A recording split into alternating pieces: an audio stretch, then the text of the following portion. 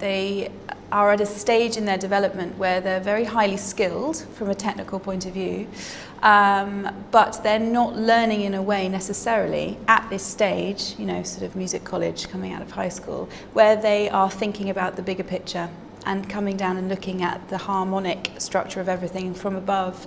So this sort of training that they get through the Kadai alongside the chamber music just changes their approach completely, and it's very unique. It's something that they don't get to do really when they're at university or at music colleges, and once they've left that environment they're in the big wide world, and this is something that gives them quite a big advantage if they can do this before they've finished their development at this crucial stage.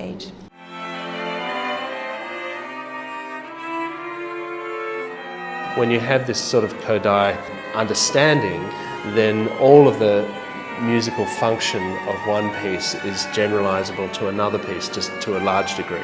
So you're learning about music more broadly, and you're able to apply that knowledge straight away. You don't have to go back to the beginning. We talked the other day a little bit about the humbling experience of this kind of learning, because as Vicky says, it takes them out of the equation, or you might say it takes their ego out of the equation, and so that they're really focusing on how's the music working, and therefore how do I serve the music, not how do I look, or do people think I'm a good player, or anything like that, because all of that just ceases to be relevant. It's really how do you relate to the music that you hear and that you see and that you're playing with other people.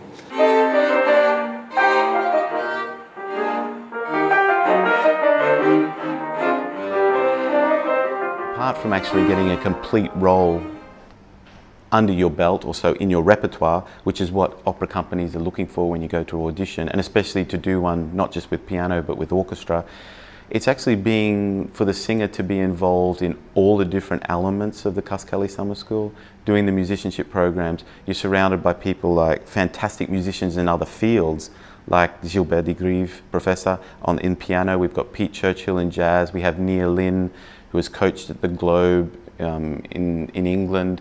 And we have Lucinda, we have people from Hungary. So it's just not the one particular area. So our students are being sort of, how would I say, well-rounded. So it's just not a particular opera one focus. They're doing that, but they're also getting all these other elements coming in to make their performance more grounded, more researched, more influenced by a lot of different elements. So that's why I think it's a different sort of beast than normally just doing an opera at a conservatoire or a university, because all these other elements aren't involved.